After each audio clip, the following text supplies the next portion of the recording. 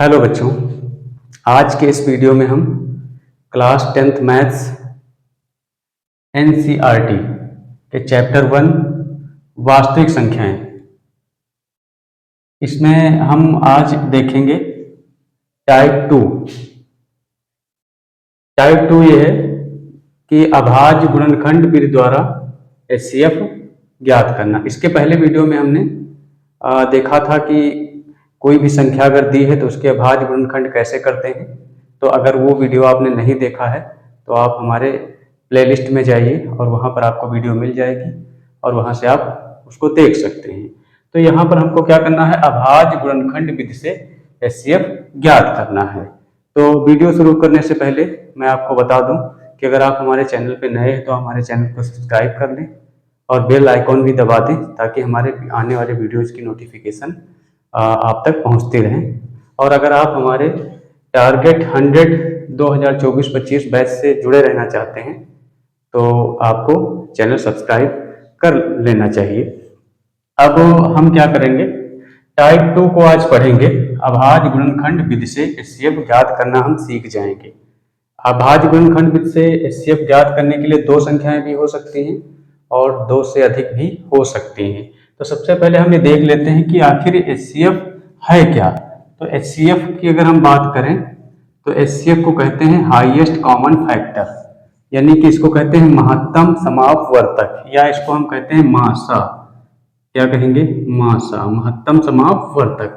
तो ये वास्तव में होता क्या है, दो संख्याओं का एचसीएफ या मासा क्या होता है, तो पहले हम इसके बारे में जानकारी ले लेते हैं।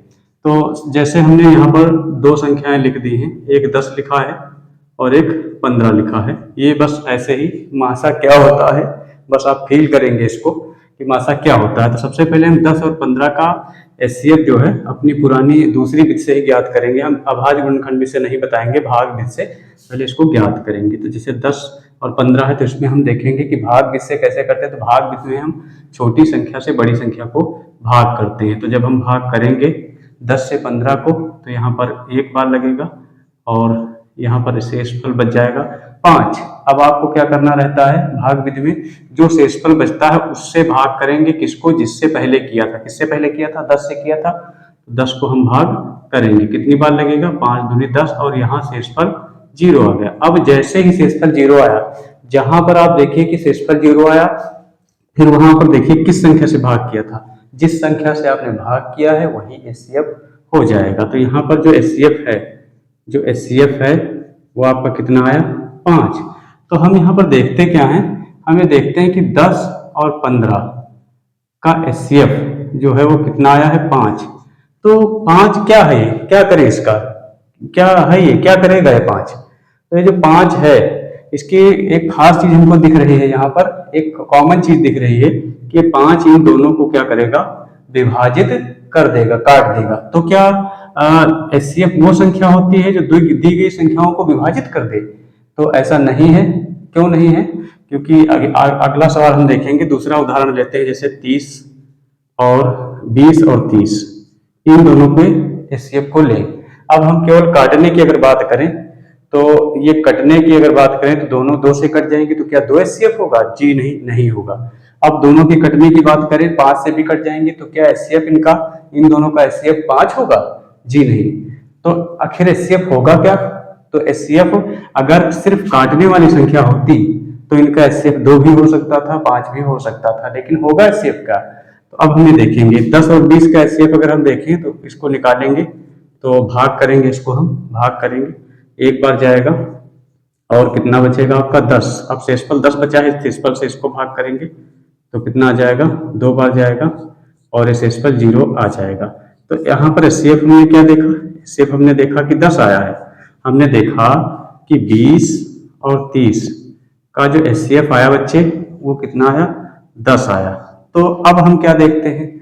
अब हमें देखते हैं कि ये 10 इन दोनों को विभाजित कर रहा था और इससे छोटी भी कुछ संख्याएं थी, जैसे 2 थी दोनों को विभाजित कर रही थी, 5 भी दोनों को विभाजित कर रही थी। लेकिन ये जो संख्या है ये हम देखते हैं कि ये सबसे बड़ी संख्या है जो दोनों को विभाजित कर रही है।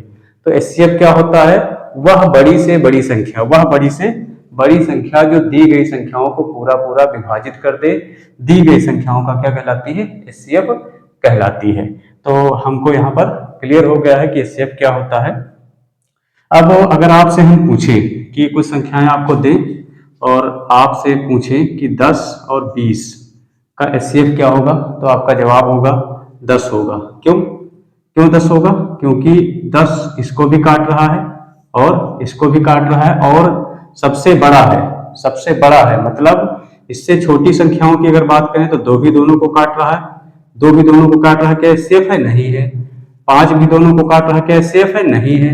क्या 10 दोनों को काट रहा है, ये एचसीएफ है? जी हाँ, ये एचसीएफ है। क्यों? क्योंकि पहली बात, एचसीएफ होने के लिए दोनों को काटना चाहिए और संख्या बड़ी से बड़ी होनी चाहिए। तो ये एचसीएफ है क्योंकि इन दोनों को विभाजित कर रही है इनको, और ये बड़ी से बड़ी है। तो आपकी समझ में आ चुका होगा कि वास्तव में एचसीएफ होता क्या है। अब हम देखेंगे कि जो अभाज्य गुणनखंड विधि से एचसीएफ जो है हम किस तरीके से ज्ञात करते हैं। तो इसको मैं हटा देता हूं और देखेंगे आगे। तो इसके लिए मैं अभाज्य गुणनखंड विधि से एचसीएफ ज्ञात करने के लिए मैं कुछ क्वेश्चंस लूंगा और उन क्वेश्चंस को आप देखेंगे कि पहला सवाल मैं ले रहा हूं, जैसे आपकी एनसीईआरटी की बुक का ही लिया हूं मैं सवाल। ये 26 और 91 ये पहला सवाल हमने लिया है। यहाँ पर 2 संख्याएं, अगर 2 संख्याएं दी है तो उनका एचसीएफ कैसे ज्ञात करेंगे ये हम देखने वाले हैं। तो सबसे पहले दोनों संख्याओं के पहले हम करेंगे अभाज्य गुणनखंड। तो अभाज्य गुणनखंड अगर हम 26 के करें तो वैसे तो हम वैसे भी कर सकते हैं लेकिन हम आपको पहले भी बता चुके हैं, इसके पहले वीडियो में हमने बताया था कि अभाज्य गुणनखंड कैसे करते हैं। तो सबसे पहले हम क्या करेंगे, इसको काटेंगे, 2 से काटेंगे क्योंकि लास्ट का अंक 6 है तो 2 से कट जाएगा तो पूरी संख्या 2 से विभाजित हो जाएगी। तो हम क्या करेंगे, यहाँ पर 2 से इसको काटेंगे। तो 2 से काटेंगे, 2 का पहाड़ा एक बार लगेगा और 2 तिहाई 6।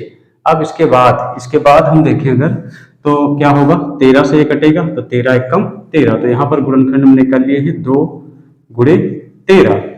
अब दूसरी संख्या है 91। तो 91 को हम अगर काटें तो 91 की अगर हम बात करें तो 91 में हम देखते हैं, हमने आपको विभाजिता का नियम बताया था कि अंतिम अंक का दोगुना करिए, फिर बची संख्या में से घटाइए। प्राप्त अगर संख्या 7 से कट रही है तो पूरी संख्या 7 से कट जाएगी। यहाँ पर क्या है, 1 है, 1 का दोगुना करें तो 2 होगा, 1 का दोगुना करें तो 2 होगा, 2 को 9 में से घटाओगे तो 7 बचेगा, और 7 क्या है, 7 से विभाजित हो जाएगा। इसका मतलब ये संख्या 7 से कट जाएगी। तो 7 से काटते हैं, 7 एकम 7, 2 बचेगा, 7 त्रिक 21 हो जाएगा। 13 से काटेंगे, ये हो जाएगा। तो अब यह हो जाएगा 7 गुणे 13। अब हम बात करते हैं एचसीएफ की। यहाँ पर एचसीएफ कैसे निकालेंगे, तो एचसीएफ निकालने के लिए हम जो अभाज्य गुणनखंड किए हैं उसमें देखेंगे कि जो फैक्टर कॉमन मिल रहा है, जो संख्या हमको कॉमन मिल रही है वही क्या होगा, एचसीएफ होगा। जैसे यहाँ पर 13 दोनों के गुणनखंड में कॉमन मिल रहा है तो एचसीएफ क्या हो जाएगा, 13 हो जाएगा। अब ये जो एचसीएफ 13 आया है ये क्या है ये, तो ये 13 इसको भी विभाजित करेगा, 13 दूना 26 और 13 सत्ती 91, और ये सबसे बड़ी है, इससे बड़ी कोई भी संख्या नहीं है। इन दोनों को काट दे तो ये 13 आपका क्या हो जाएगा, एचसीएफ हो जाएगा। अब हम बात कर लेते हैं कि अगर 2 से अधिक संख्याएं हुई, 3 संख्याएं हुई, तो उनका एचसीएफ हम किस तरीके से ज्ञात करेंगे, तो ये हम देख लेते हैं। जैसे आपका दूसरा सवाल है, आपका है 6, 72 और 120। इन 3 संख्याओं का हमको एचसीएफ ज्ञात करना है। तो 3 संख्याओं का एचसीएफ ज्ञात करने के लिए हम तीनों संख्याओं का गुणनखंड करेंगे। तीनों संख्याओं के क्या करेंगे बच्चे, गुणनखंड करेंगे। तो गुणनखंड करने के लिए हम 6 के गुणनखंड कर लेते हैं, तो ये ऐसे ही हो जाएगा आपका 2 3 6। 72 के कितना हो जाएगा, तो ये हो जाएगा आपका, इधर कर लेते हैं तो 2 से काटेंगे, कितना हो जाएगा बच्चे, 36 हो जाएगा। 2 से काटने पर आधा हो जाता है, फिर काटेंगे कितना हो जाएगा बच्चे, 18 हो जाएगा। फिर 2 से काटेंगे तो 9 हो जाएगा। फिर 3 से काटेंगे बच्चे तो 3 त्रिका 9 हो जाएगा, 3 एकम 3 हो जाएगा। तो गुणनखंड बच्चे क्या बनेंगे, 2 गुणे 2 गुणे 2 गुणे 3 गुणे 3।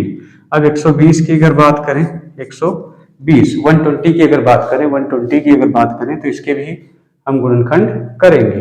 तो गुणनखंड क्या बनेंगे बच्चे? तो गुणनखंड आपके हम 2 से काटेंगे इसको, 60 हो जाएगा बच्चे। कितना हो जाएगा आपका? 60 हो जाएगा। फिर 2 से काटेंगे 30 हो जाएगा।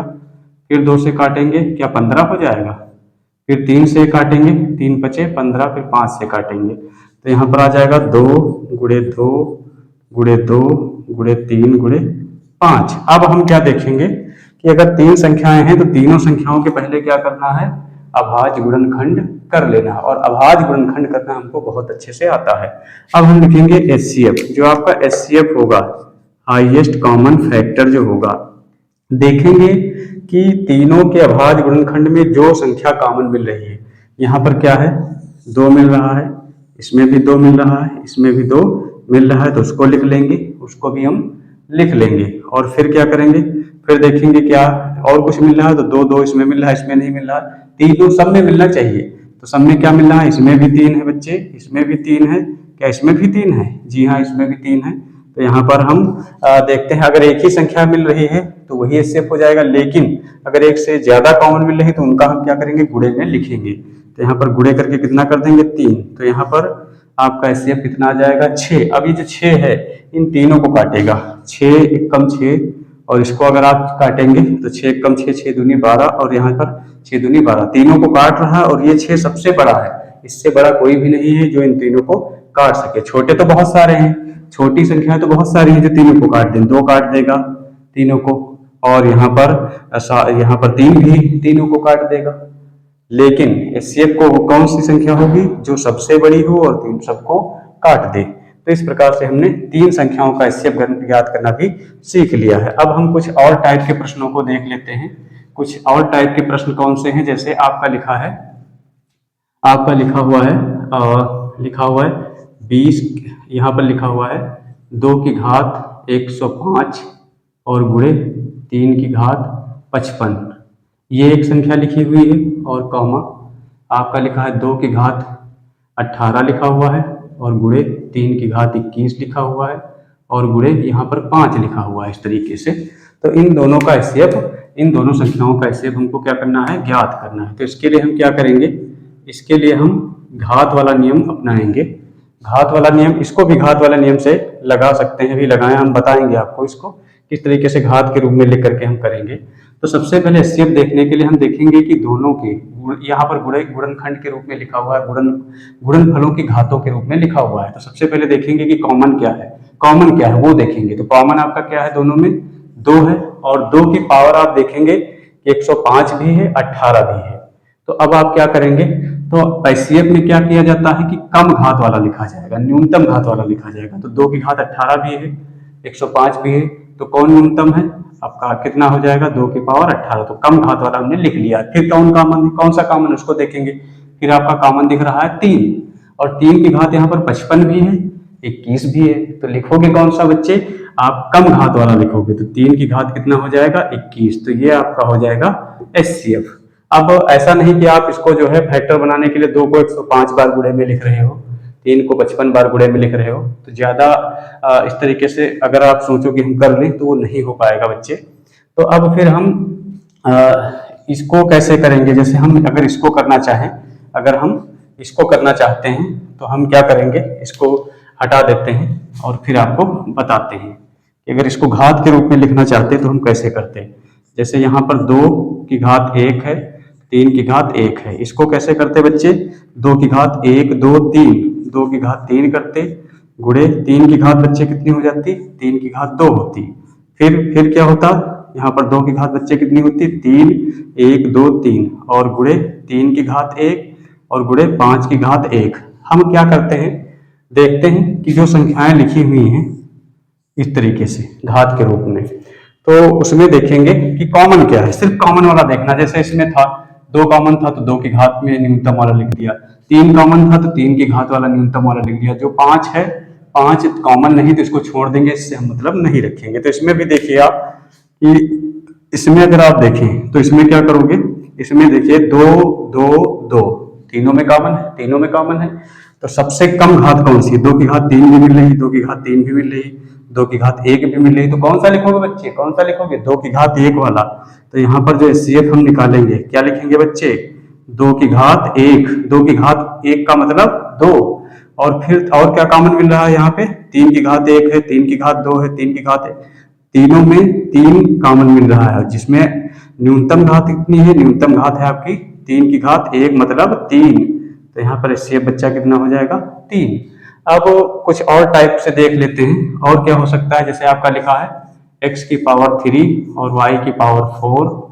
एक संख्या ऐसे लिखी हुई है और दूसरी लिखी हुई है x की पावर 6 और गुणे y की पावर 8, ऐसे कुछ लिखी हुई है। अब हमको क्या करना है? इन दोनों का HCF ज्ञात करना है। तो HCF ज्ञात करने के लिए हम क्या करेंगे बच्चे?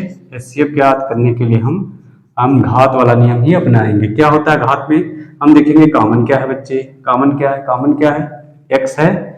न्यूनतम घात कितनी है? x की घात 3 भी है, 6 भी। कौन लिखेंगे? कौन सा लिखेंगे? कम वाला लिखेंगे।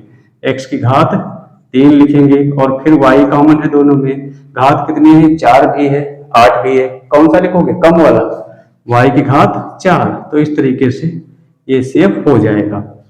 तो अब हमने यहाँ पर हर तरीके के सवाल को आपको बता दिया है।